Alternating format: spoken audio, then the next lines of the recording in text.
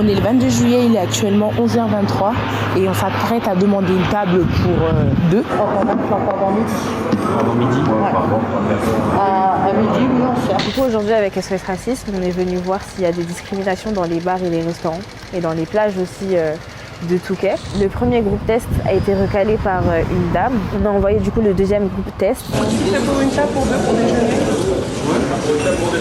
Du coup, le deuxième groupe test, eux, ils se sont été confrontés en fait à un homme qui leur a aussi dit que le restaurant ouvrait à midi.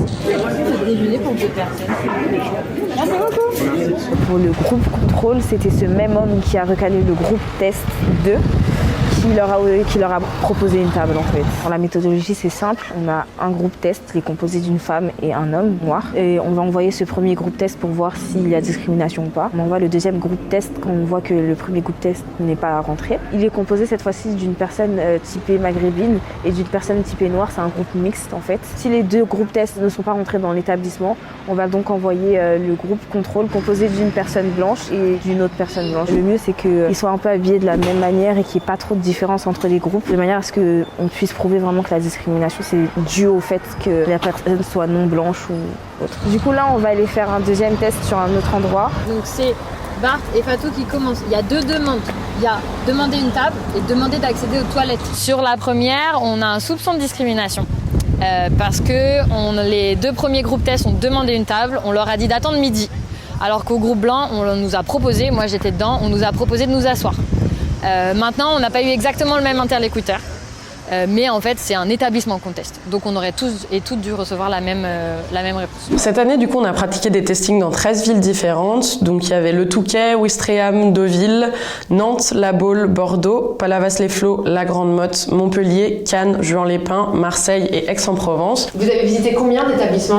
56 établissements en tout. On a fait principalement les plages privées, mais dans certaines villes, il y avait aussi des restaurants, des bars et des boîtes de nuit. Bonjour, je m'appelle Fatou, je suis avec Barthélémy. Nous sommes le premier couple de testing. Il est actuellement 12h31 et nous sommes le 22 juillet. L'idée, c'est plus on a de groupes avec de la diversité, plus on peut tester. Il y a des années, notamment l'année dernière à Marseille, où par exemple, les Noirs n'entraient pas, mais les Arabes rentraient. Donc, c'est aussi une manière de voir, selon un petit peu les endroits, ce qui passe pas.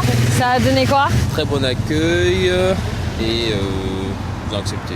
Contrairement au premier testing que j'avais fait, ça s'est plutôt bien passé. On est arrivé, on a été accueillis avec le sourire. On va lancer le deuxième groupe test.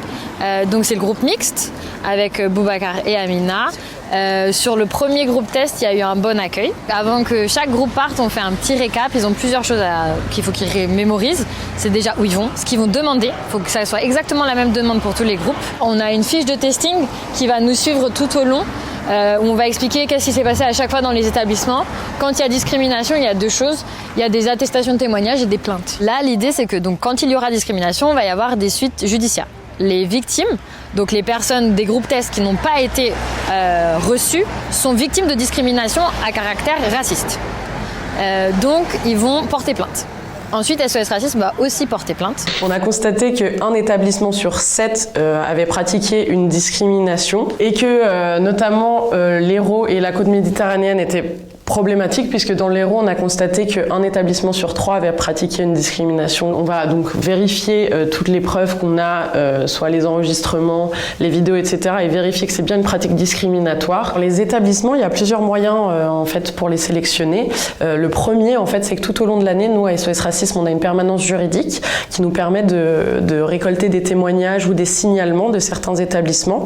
Mais il y a aussi tout un travail de repérage qui est fait, en fait, par chaque comité dans chaque ville, où en fait les personnes vont aller voir directement sur les lieux si c'est des établissements qui pourraient poser problème. Mais il y a également un travail qui se fait directement via Internet, puisqu'en fait on va récolter les avis Google des personnes qui signalent des choses. À savoir aussi que sur place, on a un témoin de moralité. Donc le témoin de moralité, c'est une personne assermentée, donc ça peut être un avocat, ça peut être un élu, qui va venir vérifier qu'en fait les procédures de testing sont respectées. Le pôle juridique d'SOS Racisme va lui venir vérifier donc tous les éléments qu'il y a pour chaque discrimination supposée et vérifier que c'est bien le cas, que ça a bien été une discrimination. Les testings sur les plages privées sont aussi en fait pour montrer que ces personnes-là n'ont jamais la paix et que même jusque dans leur lieu de loisir, elles peuvent subir des discriminations et ne pas profiter de leurs vacances comme une personne qui est blanche finalement.